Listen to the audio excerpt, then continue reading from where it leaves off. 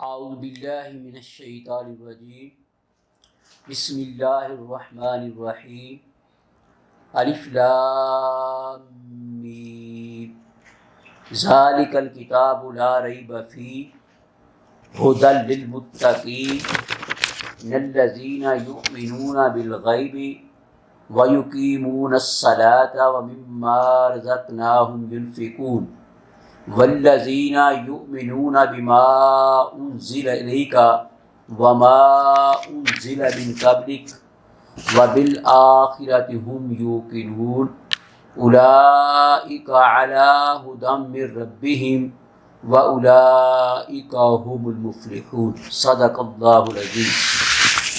معزز و محترم سامعین کرام، آج ہم سورہ البقرہ کی پہلی چند آیات کا ترجمہ اور اس کی مختصر سی تفسیر بیان کریں گے۔ سب سے پہلے سورہ البقرہ کا مختصر سا تعارف۔ بقرہ کے معنی گائے کے ہیں، اور چونکہ بنی اسرائیل ایک واقعہ جو ہے اس میں تفصیل سے اللہ نے بیان فرمایا ہے، اس میں گائے کی ذبح کرنے کا بھی ذکر ہے، اس لیے اس سورہ کا نام سورۃ البقرہ رکھا گیا ہے۔ حضور نبی کریم صلی اللہ تعالی علیہ وآلہ وسلم جب ہجرت کر کے مدینہ منورہ میں تشریف لائے تو یہ سورہ نازل ہوئی۔ یہاں اسلامی دعوت کے جو مخاطب تھے وہ مکہ کے باشندوں سے مذہبی اور ذہنی اعتبار سے مختلف تھے۔ خود دعوت اسلامی جس مرحلہ میں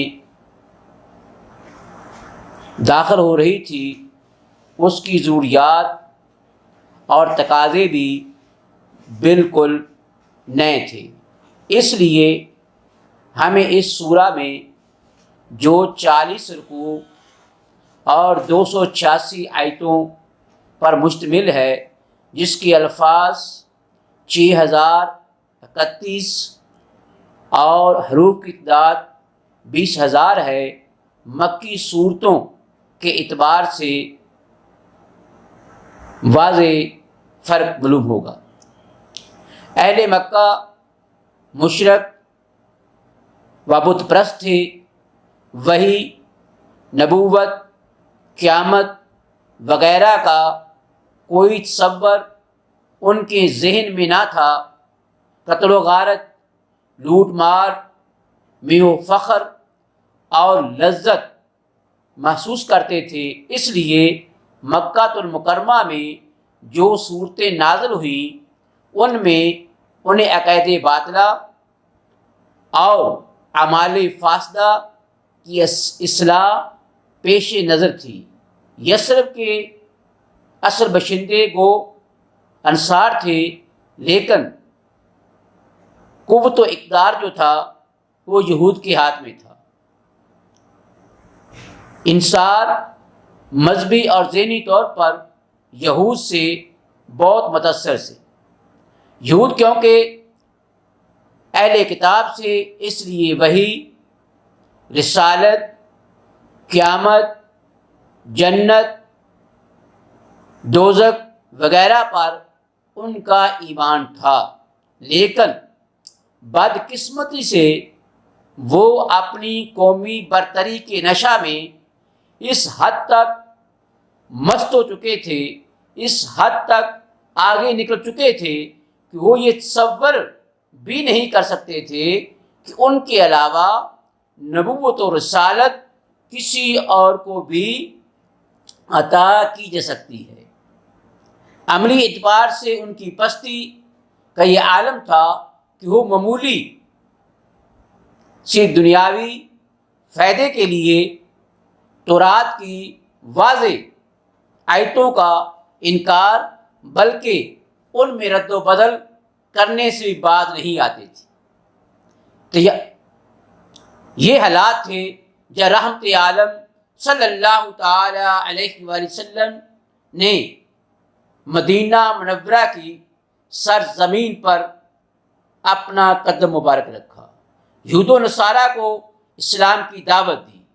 یہود تو اس سے آگ بگولا ہو گئے، انہیں اپنی عظمت و جلال اور ایک نئے رسول کی اطاعت کی دعوت، یہود کیسے اس دین کو قبول کرتے تھے؟ ان کے سامنے رکاوٹوں کا ہی پہاڑ تھے۔ وہ ایک نئے رسول کی اطاعت، اس کی دعوت کو قبول کریں۔ اب قرآن پاک کا کام یہ تھا کہ ان رکاوٹوں کو دور کرے اور ان فلک بوس چوٹیوں کو پیوند خاک کرے۔ اسی لیے مدینہ طیبہ میں جو پہلی سورت نازل ہوئی، اس کے کئی رکوع یہود کی اصلاح کے لیے اللہ تبارک و تعالیٰ نے وقف کی۔ دوسری صورتحال جس سے مدینہ میں اسلام کو واسطہ پڑا وہ یہ تھی کہ انصار کی اکثریت نے اسلام قبول کر لیا، اور مکہ سے مسلمانوں کی ہجرت کے بعد اسلام جو تھا، دین اسلام جو تھا، وہ متفرق اور منتشر افراد کا مذہب نہیں رہا تھا، بلکہ ایک جماعت اور ایک قوم کا دین بن گیا تھا، اور قوم بھی ایسی جس میں ترقی اور برتری کی بے پناہ صلاحیتیں اور خوبیاں بیدار ہو رہی تھی۔ اب ضرورت اس بات کی تھی کہ ایسے مضبوط خطوط پر ان کی تنظیم کر دی جائے کہ کثرت وحدت میں کھو جائے، اور کوئی گوشہ ایسا نہ رہے جس میں بد نظمی اپنے قدم جما سکے۔ اسے اب ضرورت تھی ایسے قانون کی جو ان کے دیوانی اور فوجداری مقدمات کا فیصلہ کرے، ایسے اقتصادی نظام کی جو عدل و انصاف مبنی ہو، معاشی خوشحالی کا ضامن ہو، سیرت و اخلاق کے ایسے قالب کی جس میں ملت کا ہر فرد اپنے کردار کو ڈھالے تاکہ اس کی خوبیاں، اس کی نیکیاں اجتماعی رنگ اختیار کر لیں۔ اسے ضرورت تھی ایک ایسے آئین کی جس پر ان کی عالمگیر سیاست کی بنیاد رکھی جائے۔ ان اہم ضروریات کے پیش نظر اس سورہ پاک میں قانون، اخلاق، آئین اور سیاست کے بہتر قواعد و ضوابط بیان فرما دیے گئے۔ ایک اور چیز بھی غور طلب ہے کہ مکی زندگی میں تو مسلمان کفار کے ظلم و ستم سہتے اور چپ ہو جاتے، مدینہ طیبہ میں جب مسلمان اکٹھے ہو گئے تو کفار نے اپنی اجتماعی طاقت سے اسلام کو مٹانے کا عزم کر لیا۔ ادھر اللہ تبارک و تعالیٰ نے بھی اپنے بندوں کو کفر سے ٹکر لینے کی اجازت فرما دی۔ انہیں یہ بتایا کہ اپنی بے کسی اور بے بسی اور مخالف کی قوت سے مت گھبراؤ، فتح یاب تو وہی ہوتا ہے جس کے شامل حال میری تائید، میری نصرت اور میری مدد ہوتی ہے، اور وہ تمہارے ساتھ ہے، یقیناً تمہیں غالب و منصور، تم ہی غالب و منصور ہو۔ ملت اسلامیہ کے لیے قبلہ کا تعین بھی فرما دیا تاکہ ان کی توجہات کا ذہنی مرکز بھی ایک ہو جائے، ان کی عبادت انتشار کا شکار ہو کر اپنا جماعتی حسن نہ کھو دے۔ اگر ان امور کو ہم ملحوظ خاطر رکھتے ہوئے اس سورہ پاک کا مطالعہ کریں گے تو یہ زیادہ مفید ثابت ہوگا۔ معزز و محترم سامعین کرام، اب ہم آتے ہیں پہلی چند آیات کے ترجمے کی طرف۔ ارشاد باری تعالیٰ ہے الف لام میم، الف لام میم ذالک الکتاب لا ریب فیہ، یہ ذی شان کتاب ہے، ذرا شک نہیں اس میں، ھدی للمتقین، یہ ہدایت ہے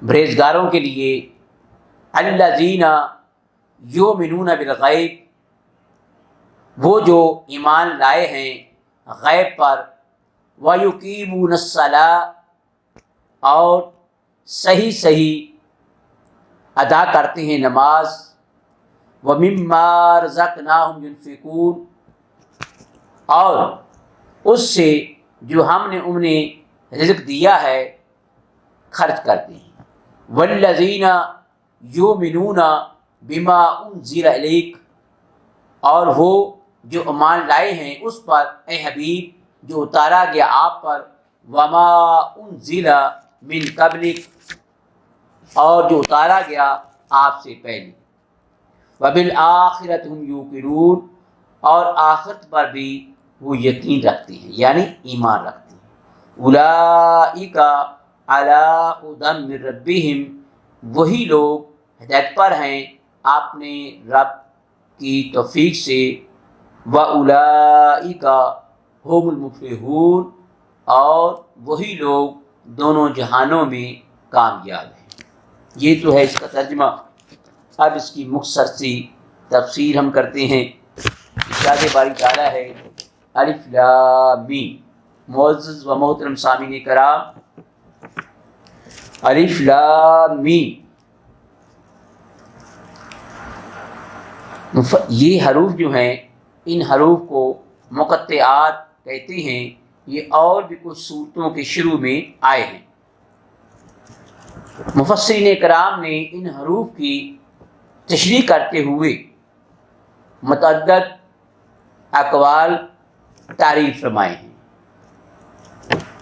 لیکن آسن قول یہ ہے کہ الف لام میم اور دیگر حروف مقطعات سر بین اللہ و رسولہ، کہ یہ وہ راز ہیں جو اللہ تعالیٰ اور اس کے رسول صلی اللہ تعالی علیہ وآلہ وسلم کے درمیان ہے۔ صاحب روح المعانی ان حروف کے متعلق لکھتے ہیں کہ یعنی ان حروف کا صحیح مفہوم، صحیح مطلب نبی کریم رؤوف رحیم صلی اللہ تعالی علیہ وآلہ وسلم جانتے ہیں، اولیاء کاملین جانتے ہیں، ان کو یہ علم بارگاہ رسالت سے عطا ہوتا ہے۔ بعض اوقات یہ حروف خود اپنے اسرار کو اولیاء کرام علیہ رحمہ سے بیان کر دیتے ہیں، جیسے یہ حروف اس ذات پاک سے گویا ہوتے تھے جس کی ہتھیلی میں کنکریوں نے اللہ تعالیٰ کی تسبیح بیان کی تھی۔ آگے ذالک الکتاب، ذالک الکتاب لا ریب فیہ، اس سے مراد قرآن مجید ہے۔ ذالکا اگرچہ عام طور پر اس مشار علیہ کے لیے استعمال ہوتا ہے جو دور ہو، لیکن ایسے مشار علیہ کے لیے بھی استعمال ہوتا ہے جو حصن تو نزدیک ہو لیکن اپنی شان، اپنے مرتبہ کے لحاظ سے دور ہو۔ اس لیے فرمایا گیا کہ ذالک الکتاب لا ریب فیہ، کہ یہ وہ کتاب ہے جس میں کوئی شک نہیں۔ ویسے تو یہ حصن قریب ہے، لیکن مرتبے کے لحاظ سے، فضائل کے لحاظ سے اس کتاب کی بڑی اونچی شان ہے، کیونکہ اس پر شک و شبہ کی گرد اڑانے والوں کو نہ تب کمی تھی، نہ اس وقت کمی تھی، نہ اب ہے۔ اس لیے اللہ تعالیٰ نے فرمایا کہ یہ وہ کتاب ہے جس میں کوئی شک نہیں۔ دیکھیں قرآن مجید، فرقان حمید اللہ تعالیٰ نے نازل فرمائی، یہ اللہ تبارک و تعالیٰ کا کلام ہے، اور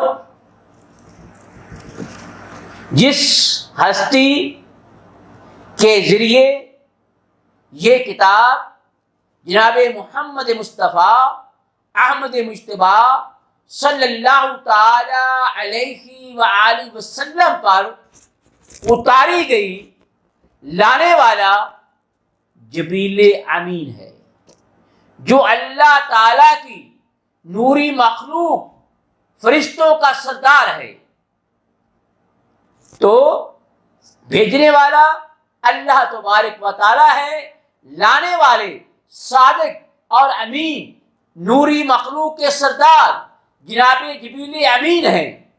نہ بھیجنے والے کی صداقت میں کوئی شک کیا جا سکتا ہے، اور نہ لانے والے کی صداقت اور امانت میں کوئی شک ہو سکتا ہے۔ اور پھر جس ہستی، جس شخصیت کے قلب اثر پر اس کتاب کو اللہ تبارک و تعالیٰ نے نازل فرمایا،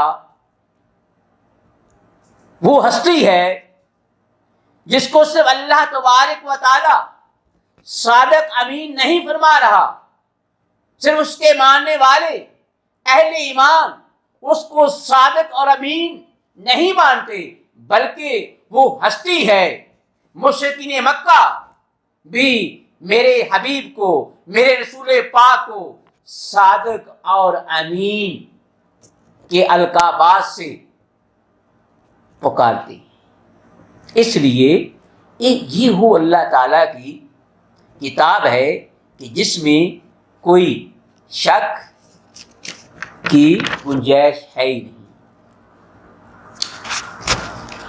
آگے فرمایا ہدی للمتقین، یہ وہ کتاب ہے جو پرہیزگاروں کے لیے ہدایت ہے۔ اگرچہ قرآن مجید، فرقان حمید سارے انسانوں کے لیے پیغام ہدایت ہے، لیکن اس کی ہدایت سے فائدہ کیونکہ پرہیزگار ہی اٹھاتے ہیں، اس لیے یا اس لحاظ سے تخصیص کر دی گئی، اور ایسا استعمال ہر زبان میں عام ہے۔ تقویٰ کا لغت میں تو معنی یہ ہے، یعنی نفس کو ہر ایسی چیز سے محفوظ کرنا جس سے ضرر یعنی نقصان کا ڈر ہو، اندیشہ ہو۔ عرف شرع میں تقویٰ کہتے ہیں ہر گناہ سے اپنے آپ کو بچانا۔ اس کے درجے مختلف ہیں، ہر شخص نے اپنے درجہ کے مطابق اس کی تعبیر فرمائی ہے، لیکن سب سے مؤثر اور آسان تعبیر یہ ہے کہ یعنی تیرا رب تجھے وہاں نہ دیکھے جہاں جانے سے اس نے تجھے روکا ہے، اور اس مقام سے تجھے غیر حاضر یعنی غائب نہ پائے جہاں اس نے حاضر ہونے کا حکم دیا ہے۔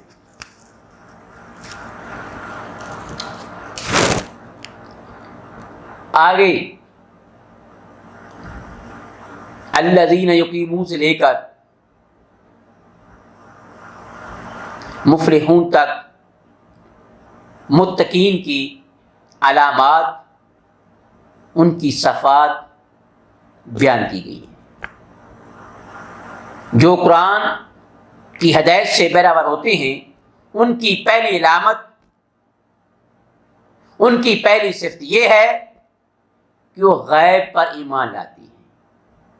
ایمان کا معنی ہے محکم یقین، اور غیب ہر اس چیز کو کہتے ہیں جو ظاہری حواس کی رسائی سے بلند اور عقل کی سمجھ سے بالاتر ہو، اسے غیب کہتے ہیں۔ مثلا وحی، فرشتے، قیامت، جنت، دوزخ، خود ذات باری تعالی، یہ سب ایسی چیزیں ہیں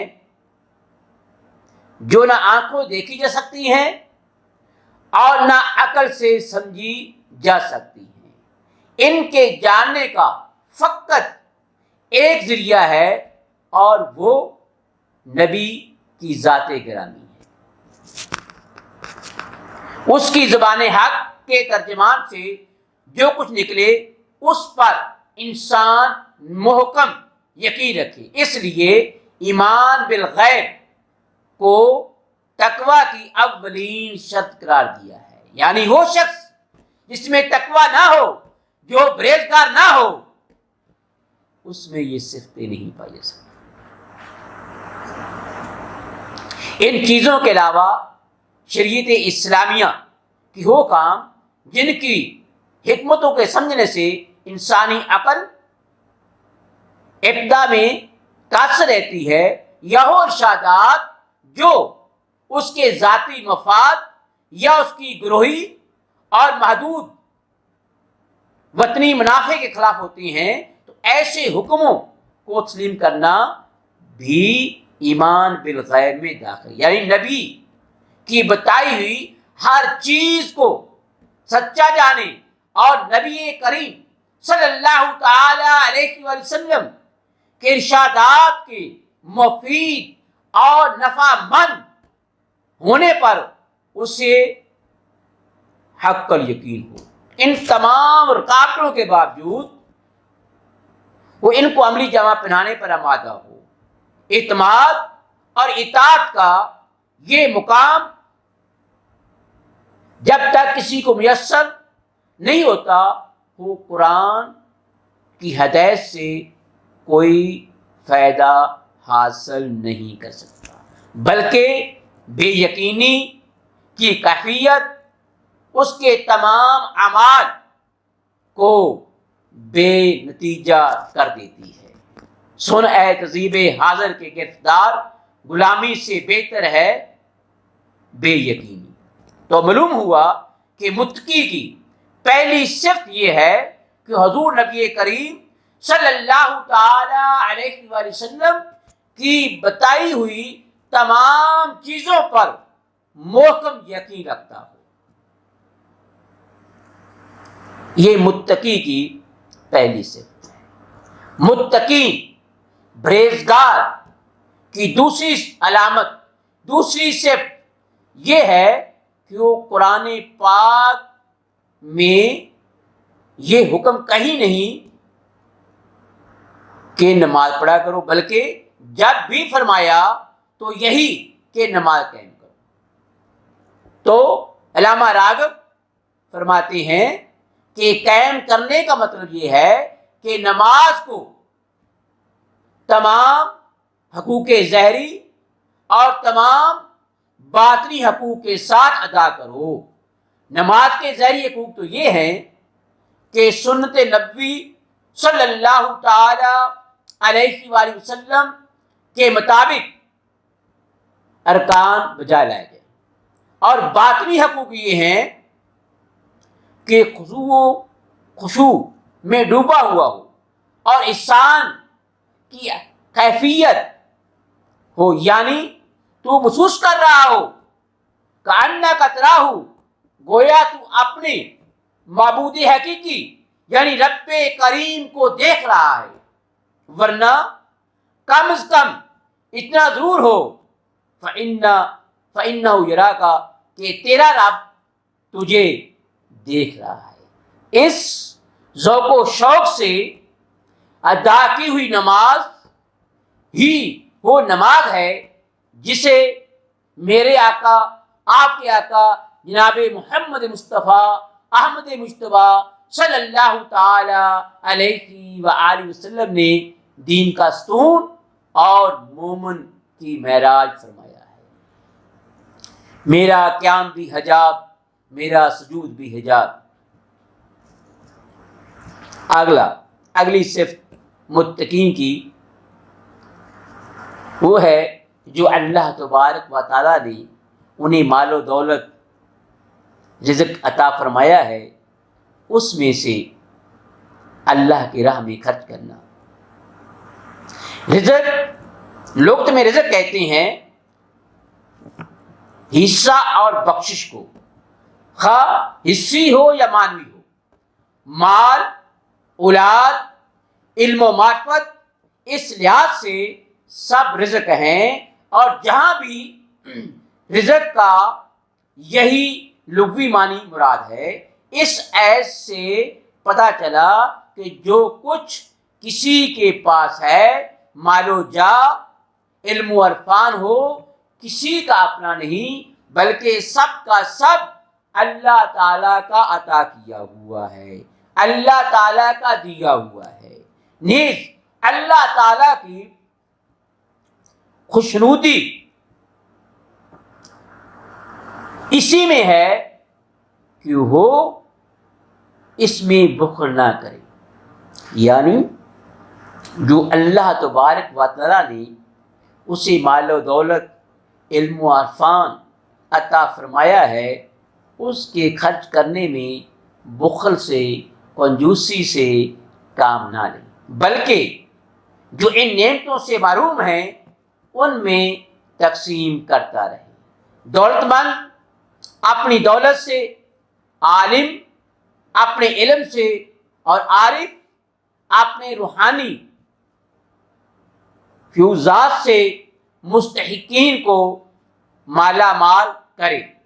یہ فیض متقین کی تیسری علامت یا تیسری صفت ہے۔ آگے فرمایا کہ وہ لوگ جو انسانی رشد و ہدایت کے لیے آسمانی وحی کے قائل نہیں بلکہ اپنی عقل کو ہی اپنی رہنمائی کے لیے کافی سمجھتے ہیں، یا وحی کے قائل تو ہیں لیکن بات کو مانتے ہیں اور بات کا انکار کرتے ہیں، وہ قرآنی ہدایت سے فائدہ نہیں اٹھا سکتے۔ یہ چوتھی علامت ہے۔ نیز اس آیت میں حضور نبی کریم صلی اللہ تعالی علیہ وآلہ وسلم کی ختم نبوت کی 3 دلیل ہیں، کیونکہ وہی جس پر لانا ضروری ہے وہ یا تو حضور نبی کریم صلی اللہ علیہ وسلم پر نازل ہوئی یا حضور سے پہلے۔ اگر نبوت کا سلسلہ جاری ہوتا تو حضور کریم صلی اللہ تعالی علیہ وآلہ وسلم کے بعد بھی وہی نازل ہوتی، اس پر ایمان لانا بھی ضروری ہوتا۔ اس صورت میں آیت یوں ہوتی وما انزل من قبل کا وما ينزل من بعد کا، اس لیے یعنی اس پر ایمان حضور نبی کریم صلی اللہ تعالی علیہ وسلم اللہ تعالیٰ کے آخری نبی ہیں۔ آپ صلی اللہ تعالی علیہ وآلہ وسلم کی تشریف آوری سے تمام پہلے انبیاء علیہ السلام کی جو شریعتیں تھیں وہ منسوخ ہو گئی۔ اب تا قیامت حضور نبی کریم صلی اللہ تعالی علیہ وآلہ وسلم کی شریعت ہی قابل عمل ہے۔ پہلی شریعتوں پر، پہلی کتابوں پر، پہلے انبیاء علیہ السلام کی رسالت پر ایمان لانا ضروری ہے کہ وہ تمام کے تمام اللہ تعالیٰ کے برگزیدہ سچے نبی تھے، لیکن ان کی آگے فرمایا بالآخرۃ هم یوقنون، وہ آخرت پر بھی یقین رکھتے ہیں۔ اس آخرت کی زندگی کو تسلیم کر لینا ہی کافی نہیں، بلکہ اس کے ساتھ یقین ضروری ہے، ایقان ضروری ہے۔ ایقان کہتے ہیں یعنی علم کی ہو پختگی، جس میں شک و شبہ کا گزر نہ ہو، اور جب کسی چیز یا حقیقت کا علم اتنا پختہ ہو جاتا ہے تو وہ عقل، دل اور ارادہ کو مسخر کر لیتا ہے۔ انسان اس کے خلاف کچھ سوچ سکتا ہے، نہ کچھ کر سکتا ہے۔ جب روز جزا کے ساتھ کسی کا علم و یقین اس مرتبہ پر پہنچ جاتا ہے تو عمل کی شاہراہ پر قدم اٹھانے سے پہلے وہ ان نتائج کا اندازہ لگا لیا کرتا ہے جو اس پر مرتب ہونے والے ہیں۔ ہمیں اپنے قول و عمل میں جو افسوسناک تضاد دکھائی دے رہا ہے، اس کی وجہ صرف اور یہ ہے کہ ہمیں قیامت پر وہ ایقان، وہ یقین نہیں جو اپنی قوت سے ہمارے عمل کو ہمارے قول سے ہم آہنگ کر دیں۔ اللہ تعالی ہمیں روز جزا پر یقین بخشے تاکہ قول و عمل کی یہ کشمکش ختم ہو، جس سے ہمیں ذلت کی پستیوں میں دھکیل دیا ہے اور ہمارا تماشا دیکھنے والوں کو ورتائے حیرت میں ڈال رکھا ہے۔ ان اوصاف سے جو متصف ہیں ان کے متعلق اللہ تعالیٰ فرماتا ہے کہ وہی لوگ فلاح پانے والے ہیں۔ فلاح کسی ادھوری اور جزوی کامیابی کو نہیں کہتے، بلکہ فلاح اس مکمل کامیابی کہا جاتا ہے جس کے دامن میں دنیا و آخرت کی ساری سعادتیں، ساری رحمتیں، ساری برکتیں، ساری کامیابیاں سمٹ کر آئی ہوں۔ عربی زبان میں فلاح کے لفظ سے زیادہ کوئی جامع لفظ نہیں جو دنیا و آخرت کی خیرات و برکات پر دلالت کرتا ہو۔ اب اللہ تعالیٰ فرماتا ہے کہ اولئک المفلحون، کہ یہی لوگ جو ہیں کامیابی پانے والے ہیں۔ اللہ تبارک و تعالیٰ سے دعا ہے کہ اللہ تبارک و تعالیٰ ہمیں قرآن مجید سمجھنے اور پڑھنے اور اس پر عمل کرنے کی توفیق عطا فرمائے۔ آمین۔ وما علینا الا البلاغ۔